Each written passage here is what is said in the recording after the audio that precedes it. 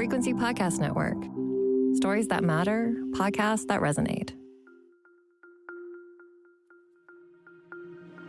A royal scandal escalates. Former Prince Andrew has been arrested in the UK over allegations linked to his past contact with convicted sex offender Jeffrey Epstein.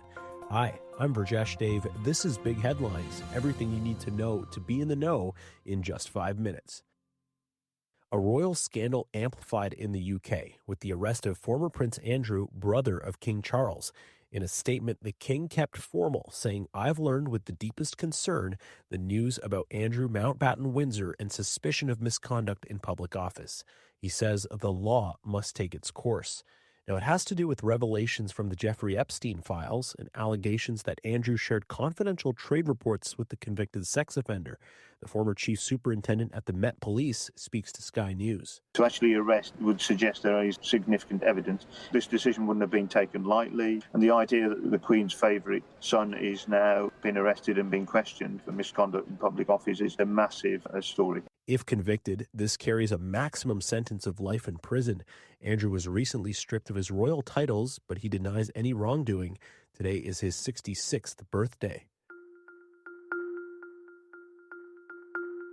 One of Prime Minister Mark Carney's key cabinet ministers is welcoming news that Edmonton MP Matt Jeneroux has decided to cross the floor from the Conservatives and join the governing Liberal caucus. Conservative leader Pierre Poilievre is accusing Jeneroux of betraying Alberta voters, and Dominic LeBlanc is reacting to that accusation while leading a Team Canada trade mission in Mexico. He should look in the mirror and ask himself why he's having these challenges in his caucus. It's easy to somehow make up a phrase like backroom deals.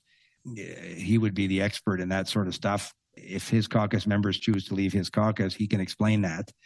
And he also should be able to defend why they celebrated similar decisions at a different time in a different parliament. Jeneroux announced last fall he planned to resign, but his decision to cross the floor instead will avert a by-election in Edmonton Riverbend.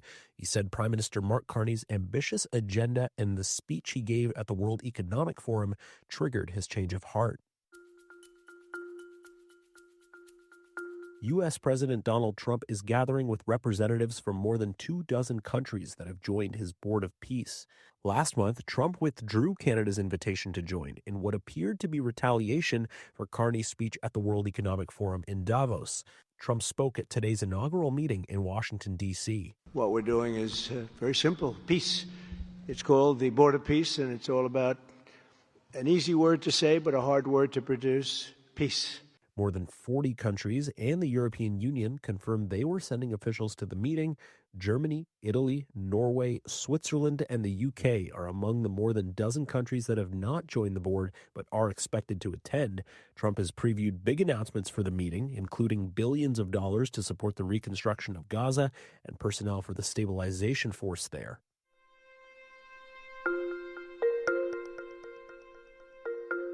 Also making big headlines, Canada could be golden again today. The medal is on the line when Canada takes on the United States in women's hockey, marking the 8th Olympic final between the two nations. In men's action, Sidney Crosby's status for tomorrow's Olympics semifinal against Finland is still uncertain after he was hit midway through yesterday's game.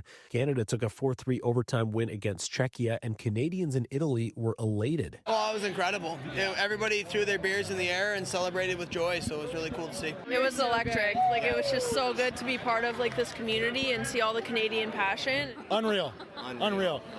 But you know what it is? The moment's great, but the atmosphere with all the Canadian fans is what makes it. Canada will have a rematch against Norway in the men's curling semifinal. The winner will go on to play for gold. Canada's medal count stands at 14 after a triumphant day on the speed skating short track. Quebec's Stephen Dubois dominated the men's 500-meter race to win Canada's 4th gold medal, and the women's team earned bronze in the 3,000-meter relay.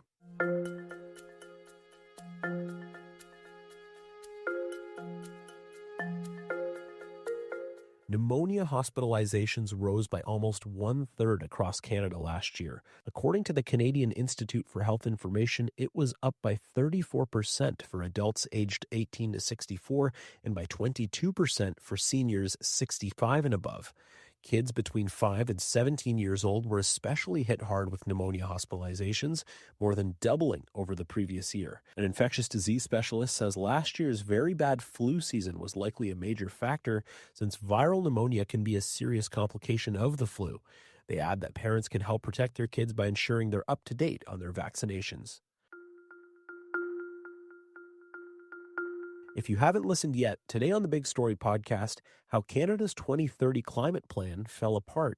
Host Karen Siolan speaks to the research lead at the Canadian Climate Institute, Ross Lyndon Fraser. How much of this falls on the shoulders of provincial governments? Because it's not, the onus is not entirely on Ottawa. Provinces have some of the most important tools in the fight against climate change. They're responsible for building codes. They run local electricity systems. They have a bunch of fiscal firepower of their own that they can use for subsidies. It was a little disappointing, the federal government reintroduced electric vehicle subsidies, and BC announced that because the federal government had done that, it was going to cancel its own. So there are ways that we would like to see provincial governments stepping up. One is to fix those industrial carbon pricing systems. The federal government has set minimum standards and it needs to enforce them, but provinces operate most of the systems in the country, and so they need to get the details right. The federal government can't make them. You can listen to the full episode wherever you get your podcasts. Now you're in the know. Thank you for listening to Big Headlines. Make sure you follow, share, and review Big Headlines. Enrica Amaturo is our lead producer. I'm Virjesh Dave. Have an amazing day. We'll talk to you tomorrow.